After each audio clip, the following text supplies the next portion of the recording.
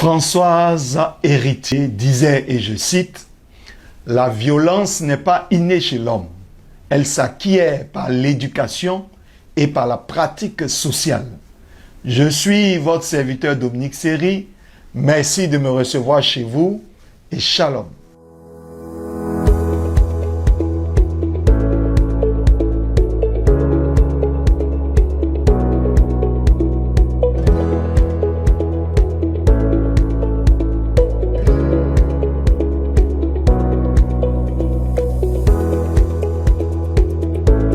Avec la récente actualité au Nigeria au sujet de la violence conjugale dont a été victime la chante Osinachi, dont le mari vient d'écoper une condamnation à mort par pendaison, le sujet de la violence conjugale s'invite dans nos numéros du bonheur conjugal.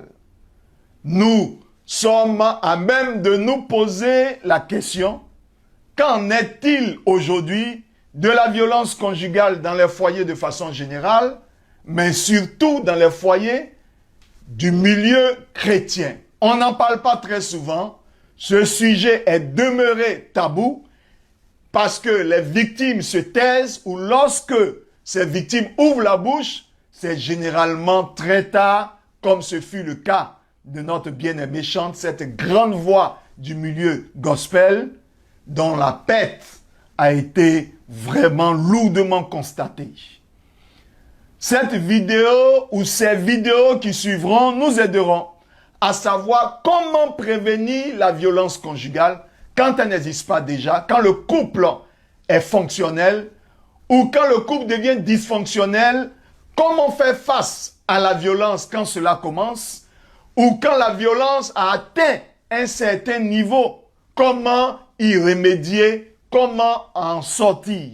Ces vidéos qui suivront dans les jours à venir nous aideront à répondre à ces différentes questions. Pour l'heure, j'aimerais partager avec tous ceci, cette vérité au sujet de la violence conjugale. Retenez que la violence conjugale, elle n'est pas toujours physique et elle commence par la violence verbale, par la violence psychologique et souvent économique.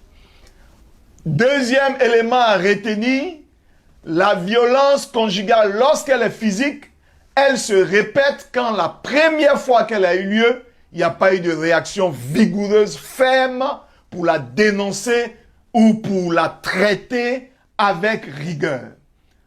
Troisième élément, et j'aimerais que vous le reteniez, toutes les personnes victimes de violence sont aussi victimes de différentes douleurs qui leur laissent des traces dans le corps de façon physique. Ça peut être des bleus, ça peut être des douleurs, ça peut être de l'infimité.